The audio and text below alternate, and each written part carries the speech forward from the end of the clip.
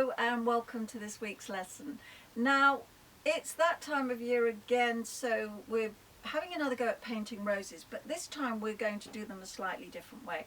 The last time we painted roses together was way back last year, probably about lesson number 3. So if you want to have a look and see how you might go about painting roses in a more traditional watercolour manner, have a look at that lesson. Today we're doing something, it's a little bit more abstract. We're making different marks using wax and also a glass dropper. The reason we're doing that is that the rose itself as a motif, it lends itself very much to being stylized, and it can work very well. Also, what's very important is that the more you try these different ideas, the more it will help you to not only be more spontaneous in your art, but also to develop your own style when you start applying these different ideas within your pictures. Let me show you what I mean.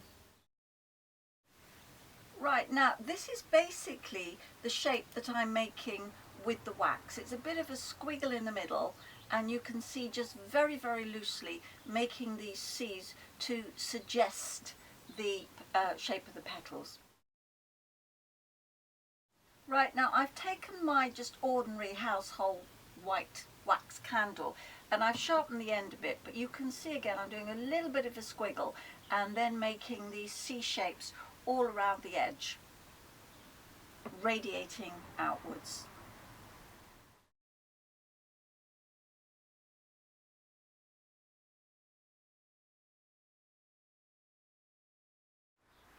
And now just using some really quite loose alizarin crimson, just scribble over the top, and you can see where the wax is, it's just resisting to give you a highlight. So really quite stylized but interesting looking roses.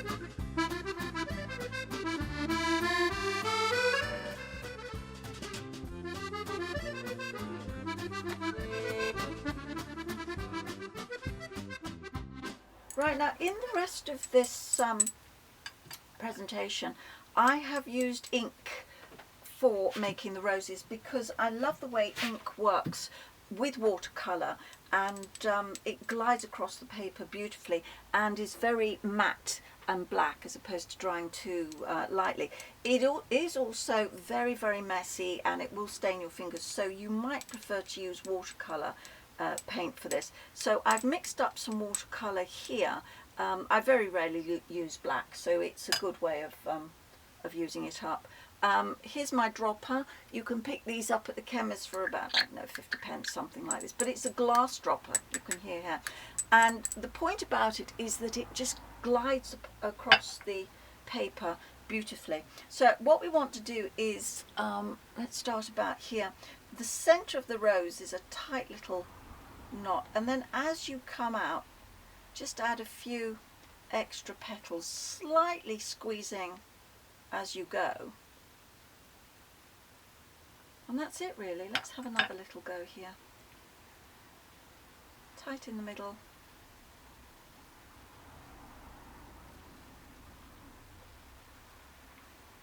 Just doing that little bit of scribble to get the idea of all those very many petals.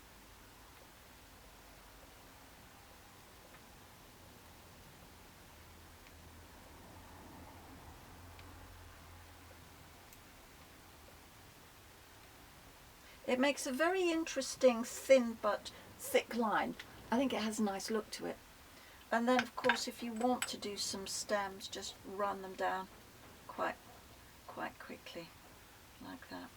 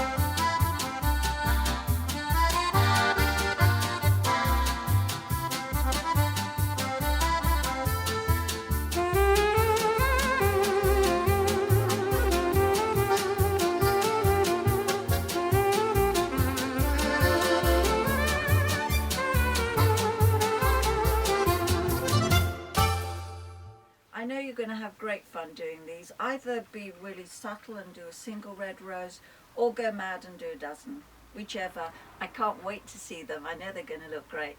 In the meantime, please like and subscribe, and I'll see you next time.